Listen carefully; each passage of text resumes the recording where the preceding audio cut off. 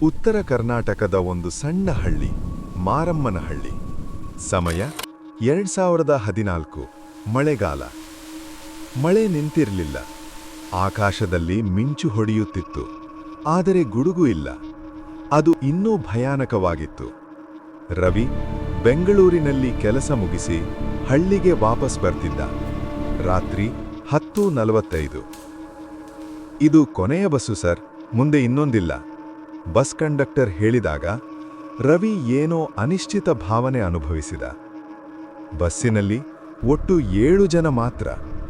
ಒಂದು bus driver, conductor, ವಯಸ್ಸಾದ ಅಜ್ಜಿ, ಕಾಲೇಜು ಹುಡುಗಿ, ಮೌನವಾಗಿದ್ದ ಒಬ್ಬ ವ್ಯಕ್ತಿ, ಮುಖ ಸಂಪೂರ್ಣ ಶಾಲ್ನಿಂದ ಮುಚ್ಚಿದ್ದ, ಮಧ್ಯವಯಸ್ಕ ರೈತ ರವಿ. ಬಸ್ ಹಳ್ಳಿಯ ಕಡೆ ಹೋಗ್ತಿದ್ದಂತೆ ರಸ್ತೆ ಸಣ್ಣದಾಗುತ್ತಾ ಹೋಯಿತು. ಮರಗಳು ಹತ್ತಿರ ಬರುತ್ತಾ ಹೋಯಿತು. Mobile network, no signal. Ravi ಕಿಟಕಿಯಿಂದ ನೋಡಿದ. ಒಂದು ಹಳೆಯ ದೇವಸ್ಥಾನ ಕಾಣಿಸಿತು.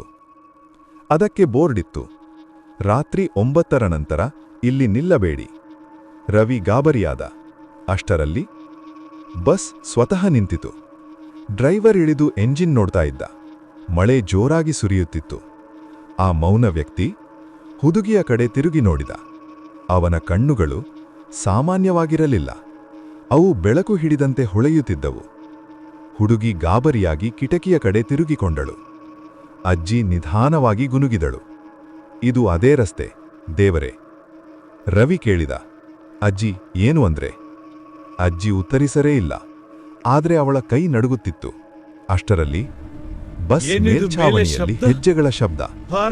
ಮೇಲೆ ಇದ್ದಾರೆ, ಏನ್ ಮಾಡೋದು? ಜಾಗ್ರತೆ! ಕಂಡಕ್ಟರ್ ಕೂಗಿದ. ಯಾರ ಮೇಲಿದ್ದಾರೋ? ಹಠಾತ್ ಎಲ್ಲಾ ಲೈಟುಗಳು ಆಫ್ ಆದವು. ಪೂರ್ಣ ಕತ್ತಲೆ, ಮಳೆಯ ಶಬ್ದ, ಉಸಿರಾಟದ ಧ್ವನಿ. ಹುಡುಗಿ ಚೀರಿದಳು. ಒಂದು ತಣ್ಣನೆ ಗಾಳಿ ರವಿಯ ಕಿವಿಯ ಬಳಿ ಹಾದು ಹೋಯಿತು. ಅವನ ಹಿಂದೆ ಯಾರೋ ಕುಳಿತಂತೆ ಅನುಭವ. ಆದ್ರೆ ಹಿಂದಿನ ಸೀಟು ಖಾಲಿ. ಅಷ್ಟರಲ್ಲಿ ಕಿವಿಯ ಹತ್ತಿರ ಒಂದು ಧ್ವನಿ, ನೀನು ಇಳಿಯೋದನ್ನ ಮರೆತಿದ್ದೀಯಾ? ರವಿ ಕಿರುಚಲು ಪ್ರಯತ್ನಿಸಿದ. ಆದರೆ ಧ್ವನಿ ಹೊರಬರಲಿಲ್ಲ. ಲೈಟ್ ಮತ್ತೆ ಆನ್ ಆಯಿತು. ಬಸ್ಸಿನಲ್ಲಿ ಈಗ ಒಬ್ಬ ಕಡಿಮೆ. ಹೀಗೆ ಕೊನೆಗೆ ಕಾಲೇಜು ಹುಡುಗಿ ಇಲ್ಲ. ಕಿಟಕಿಯ ಗಾಜಿನಲ್ಲಿ ಒಂದು ತಾಜಾ ಕೈಗುರುತು. ಹೊರಗಡೆ ದೇವಸ್ಥಾನದ ಬಾಗಿಲು ಸ್ವತಃ ತೆರೆದಿತ್ತು. ಅಜ್ಜಿ ಕಣ್ಣೀರಿನಿಂದ ಹೇಳಿದಳು, ಈ ಬಸ್ಸು ಪ್ರತಿ ವರ್ಷ ಬರುತ್ತದೆ, ಯಾರನ್ನೋ ಕರೆದುಕೊಂಡು ಹೋಗಲು. ಇಲ್ಲಿ ಭಾಗ 1 ಮುಗಿಯುತ್ತದೆ. ಮುಂದಿನ ಭಾಗಗಳಲ್ಲಿ ಆ ಮೌನ ವ್ಯಕ್ತಿ ಯಾರು? ಆ ದೇವಸ್ಥಾನದ ಒಳಗೆ ಏನಿದೆ? ಈ ಬಸ್ಸು ಏಕೆ ಕೊನೆಯ ಬಸ್ಸು? ರವಿ ಬದುಕುತ್ತಾನಾ ಅಥವಾ